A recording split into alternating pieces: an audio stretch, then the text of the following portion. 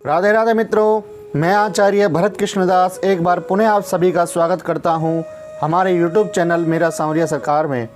मित्रों, ज्योतिष सीखने की श्रृंखला में हम बात कर रहे हैं योग कारक, मारक और समग्रहों के बारे में, जिसमें पिछली वीडियो में मैंने मेष, वृष, मिथुन और कर्क लगन की कुंडलियों के योग कारक, मारक और समग्रहों के बारे में बता चुका हूं। मित्रों, यदि आपको हमारी वीडियो पसंद आ रही हैं तो प्लीज़ लाइक करना ना भूलें, क्योंकि बहुत मेहनत के साथ मैं वीडियो बना रहा हूं और यदि आपका रिस्पांस नहीं मिलेगा, आपका फीडबैक नहीं मिलेगा, तो हो सकता है कि हमारा भी कॉन्फिडेंस डगमगा जाए।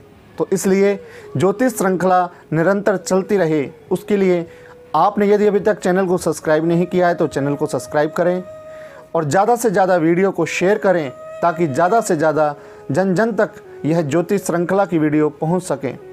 मित्रों, आज की वीडियो में हम बात करने जा रहे हैं सिंह और कन्या लगन की कुंडली में कौन कौन से योग कारक, मारक और समग्रह होते हैं।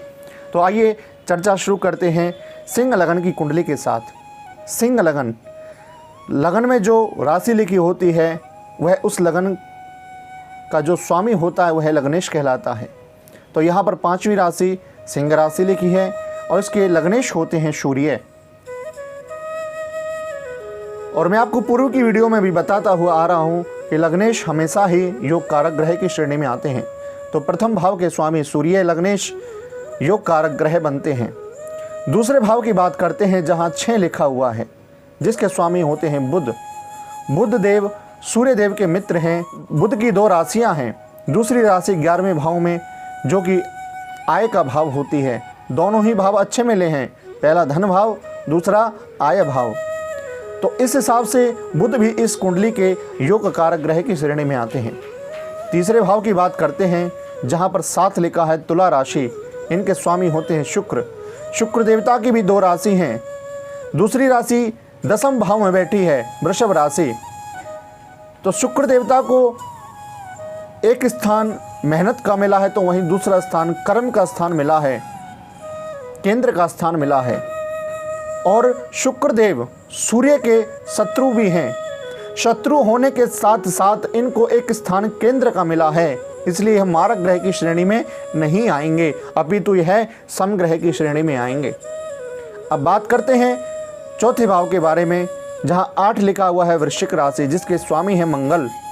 मंगल देव सूर्य देव के मित्र कहे जाते हैं और मंगल की जो दूसरी राशि है वह मूल त्रिकोण में 9वें भाव में बैठी है।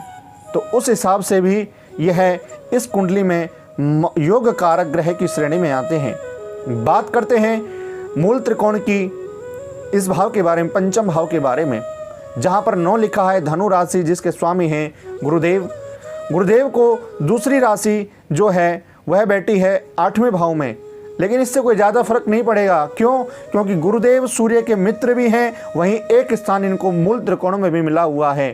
तो इसलिए गुरुदेव सिंह लगन की कुंडली में योग कारक ग्रह की श्रेणी में आते हैं। बात करते हैं छठे ग्रह की राशि, 10वीं राशि, जो कि मकर राशि है। इसके स्वामी होते हैं शनिदेव।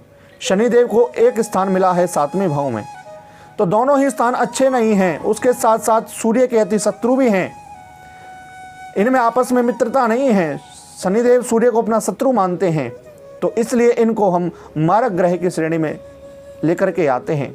अब बात करते हैं द्वादश भाव के बारे में, जहां पर 4 लिखा हुआ है, जो कि कर्क राशि है। इनके स्वामी होते हैं चंद्रमा।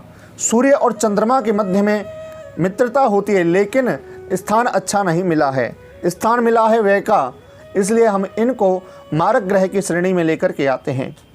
इस तरह से मित्रों, हमने द्वादश भावों के बारे में बात की है। सिंह लगन की कुंडली में कौन कौन से योग कारक और मारक ग्रह होते हैं। योग कारक ग्रह सूर्य, बुध, मंगल, गुरु। मारक ग्रह शनि, चंद्र और समग्रह की श्रेणी में आते हैं शुक्रदेव। अब बात करते हैं मित्रों बुध लगन की कुंडली के बारे में। यहाँ पर लिखा हुआ है 6, जिसका अर्थ है कन्या राशि। इसके स्वामी होते हैं बुध देवता। तो लग्नेश हमेशा ही योग कारक ग्रह होते हैं, तो सबसे पहले योग कारक ग्रह होते हैं बुध देव। बात करते हैं दूसरे घर के बारे में, जहाँ 7 लिखा है, तुला राशि, इसके स्वामी होते हैं शुक्र देवता। शुक्रदेव बुध के मित्र माने जाते हैं। वहीं शुक्रदेव को दूसरे घर के साथ साथ एक घर और प्राप्त है, वह है मूल त्रिकोण। मूल त्रिकोण में जो भी राशि होती है उसके स्वामी हमेशा ही योग कारक ग्रह माने जाते हैं। उस हिसाब से शुक्रदेव भी इस कुंडली में योग कारक ग्रह की श्रेणी में आते हैं। अब बात करते हैं तीसरे घर के बारे में, जहां 8 लिखा है, वृश्चिक राशि है। मंगल ग्रह, इनको दूसरी राशि जो मिली है वह अष्टम भाव, जो कि मृत्यु का भाव माना जाता है, और बुध के शत्रु भी कहे जाते हैं। तो उस हिसाब से मंगल देवता भी इस कुंडली में मारक ग्रह की श्रेणी में आते हैं। बात करते हैं चौथे भाव के बारे में। 9 लिखा हुआ है, धनु राशि, गुरुदेव इसके मालिक हैं। गुरु को एक और स्थान मिला है, वह मिला है सप्तम भाव। गुरुदेव बुध के मित्र हैं, लेकिन एक स्थान सप्तम भाव ज़्यादा अच्छा नहीं मिला है। अष्टम थ्योरी के अनुसार सप्तम भाव ज़्यादा अच्छा नहीं माना जाता, लेकिन चतुर्थ भाव बहुत अच्छा मिला है। बुध के मित्र भी हैं, तो हम इनको समग्रह की श्रेणी में लाते हैं। यदि इनको योग कारक कहा जाए तो कोई अतिशयोक्ति नहीं होगी। ये ग्रह अपनी दशा अंतरदशा में शुभ फल देने में हमेशा ही बाध्य होंगे। बात करते हैं पंचम भाव के बारे में, जहाँ पर 10 मकर राशि है। शनिदेव इसके स्वामी हैं। मूल त्रिकोण का भाव है और शनिदेव बुध के मित्र भी हैं। बेशक छठा भाव अच्छा भाव नहीं माना जाता, लेकिन मूल त्रिकोण में एक राशि है, उसके साथ साथ लग्नेश के मित्र भी हैं, इसलिए इनको योग कारक ग्रह की श्रेणी में लेकर के आएंगे। अब बात करते हैं 11वें भाव के बारे में, जहां 4 लिखा है। 4 का अर्थ है कर्क राशि, जिसके चंद्रमा स्वामी होते हैं। चंद्रमा और बुध आपस में शत्रु होते हैं, और स्थान तो अच्छा मिला है, लेकिन शत्रु हैं। दूसरी राशि चंद्रमा की होती नहीं है, तो इसलिए हम इनको भी मारक ग्रह की श्रेणी में लेकर के आते हैं।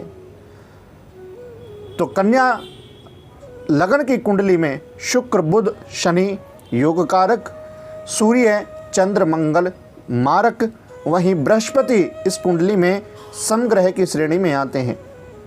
मित्रों, आज की वीडियो में मैंने आपको सिंह लगन और कन्या लगन के योग कारक, मारक और समग्रहों के बारे में बताया।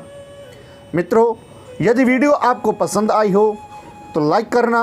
यदि आपके मन में कोई प्रश्न है, कोई शंका है, पूछना चाहते हैं, तो कमेंट बॉक्स में जाकर के अपना प्रश्न आप कर सकते हो। निश्चित ही बहुत सरल समाधान आपको उसका प्राप्त होगा। ज्योतिष से संबंधित कोई भी समस्या यदि आपके जीवन में आ रही है, उसका समाधान करने के लिए आप हमसे कांटेक्ट कर सकते हैं नीचे दिए गए नंबरों पर।